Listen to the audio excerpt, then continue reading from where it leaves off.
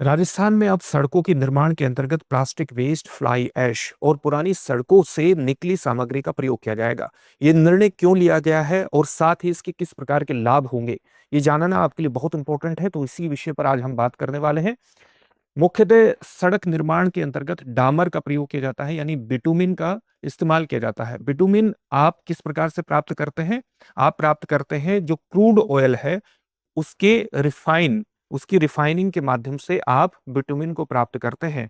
और इसकी रिफाइनिंग के माध्यम से जब आप इसे प्राप्त कर लेते हैं क्रूड ऑयल को, जो कि एक गाढ़ा, चिपचिपा और काला पदार्थ होता है, और फिर इसको आप पत्थर और कंक्रीट के साथ मिलाते हैं, बजरी के साथ मिलाते हैं, तो एस्फाल्ट तैयार हो जाता है, जो कि आपकी सड़क को न केवल मजबूती प्रदान करता है बल्कि चिकनाई भी प्रदान करता है।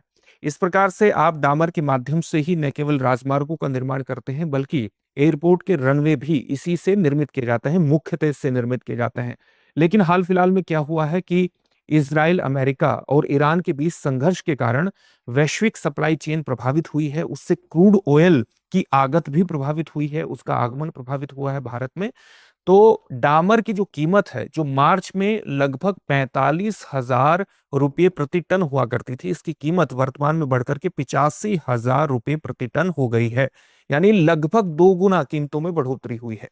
इसके कारण राजस्थान और अन्य क्षेत्रों में सड़क निर्माण और मरम्मत के कार्य प्रभावित हुए हैं। सड़कों के डामरीकरण के कार्य प्रभावित हुए हैं। न केवल जयपुर जिले में प्रभावित हुए हैं बल्कि राजस्थान के कई क्षेत्रों में इससे सड़क निर्माण कार्य रुका भी है।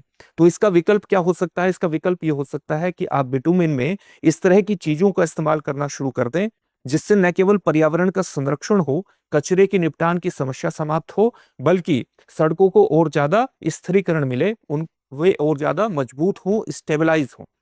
तो इस तरह से आप अगर बिटुमिन में प्लास्टिक वेस्ट का इस्तेमाल करेंगे, प्लास्टिक के कचरे का इस्तेमाल करेंगे या फ्लाई ऐश का इस्तेमाल करेंगे, तो ये काम किए जा सकते हैं। जैसे प्लास्टिक वेस्ट, प्लास्टिक के अलग अलग टुकड़े, चाहे वो प्लास्टिक के कप के टुकड़े हो या कैरी बैग के टुकड़े हैं, इनको आप गर्म मिट्टी में मिलाइए, गर्म मिट्टी में मिलाइए और फिर इसको आप पत्थरों के ऊपर डाल देंगे, तो इससे पत्थरों के ऊपर क्या है, एक प्लास्टिक की परत चढ़ जाएगी। आप इसको बिटुमिन में मिलाइए, तो ये बिटुमिन के मेल्टिंग पॉइंट को बढ़ा देता है। और जब मेल्टिंग पॉइंट को बढ़ा देता है तो उसका मतलब है कि इसकी दबाव सहन करने की क्षमता, प्रेशर सहन करने की क्षमता बढ़ जाती है, गर्मी को सहन करने की भी इसकी क्षमता बढ़ जाती है।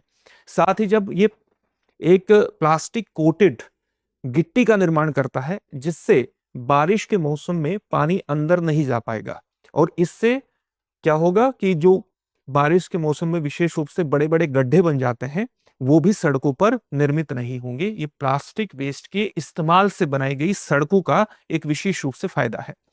फ्लाई ऐश का फायदा क्या है? फ्लाई ऐश किस तरह से आप प्राप्त करते हैं?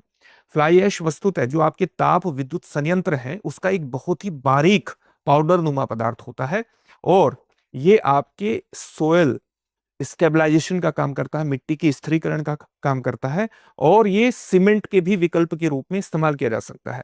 मिट्टी को स्थिरीकरण करने का काम, स्टेबलाइज करने का काम किस प्रकार से कम करता है? जब आप इसको सड़क के नीचे बिछाते हैं तो इसकी पानी को एब्जॉर्ब करने की ताकत ज्यादा होती है, और ये उसको मजबूती भी प्रदान करता है। साथ ही जब आप इसको चूने में या मिट्टी में मिलाते हैं तो ये उसके मजबूती का भी काम करता है, उसकी मजबूती को भी बढ़ाता है, उसके टिकाऊपन को भी बढ़ाने का काम करता है। तो इस तरह से इसका फ्लाई ऐश का विशेष रूप से प्रयोग है। और फ्लाई ऐश एक होता है, पोजोलैनिक गुण होते हैं इसमें, पोजोलैनिक गुण होते हैं, और इन पोजोलैनिक गुण के कारण ही ये सीमेंट की मजबूती को बढ़ा देता है।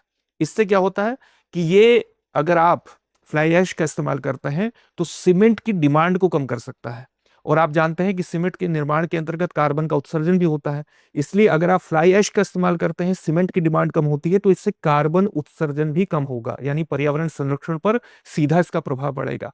साथ ही आप प्लास्टिक वेस्ट की समस्या से भी निजात पाएंगे। और इस तरह के काम भारत में पहले भी हो चुके हैं। जैसे अगर प्लास्टिक वेस्ट के इस्तेमाल में देखें या औद्योगिक अपशिष्ट के इस्तेमाल से सड़क निर्माण के अंतर्गत हम देखें, तो उसमें तमिलनाडु हमारे यहाँ सर्व बेहतर कार्य करने के अंतर्गत अग्रणी राज्यों में आता है। जैसे तमिलनाडु में इस प्रकार से 17,735 किलोमीटर सड़क का निर्माण किया गया है। इसके अलावा कर्नाटक में भी 2000 किलोमीटर से अधिक सड़कों का निर्माण इस प्रकार से हो चुका है। हाल ही में धारवाड़ से हुबली या हुबली से धारवाड़ 1.1 किलोमीटर की सड़क में प्लास्टिक वेस्ट का इस्तेमाल किया गया और उसमें यह माना जा रहा है कि प्रति 1 किलोमीटर लगभग 1.5 लाख रुपए की बचत हुई। तो आप देखिए कि इससे न केवल धन की बचत हो रही है, पर्यावरण संरक्षण भी हो रहा है, कचरे की निपटान की समस्या भी समाधान हो रहा है और आप जानते हैं कि इससे जो एक आप कह सकते हैं कि क्रूड ऑयल पर हमारा जो डिपेंडेंस है वो भी कम हो रहा है। तो इसके चौतरफा फायदे हैं और इसलिए राजस्थान सरकार ने ये निर्णय लिया है। इससे जुड़े हुए एक प्रश्न को भी देख लेते हैं। प्रश्न क्या है? हाल ही में डामर की कीमतों में वृद्धि का मुख्य कारण क्या है? मॉनसून, श्रमिकों की कमी, ईरान, इजराइल और अमेरिका के बीच बढ़ता तनाव तथा कच्चे तेल की महंगाई, परिवहन हड़ताल या अनुत्तरित प्रश्न है। इस प्रश्न का उत्तर कमेंट बॉक्स में कमेंट करके जरूर दीजिएगा। फिर से एक नई सेशन में आपसे मुलाकात होगी। धन्यवाद। अब एग्जाम की तैयारी को और बेहतर करने के लिए हमारे चैनल को लाइक, शेयर और सब्सक्राइब करना ना भूलें।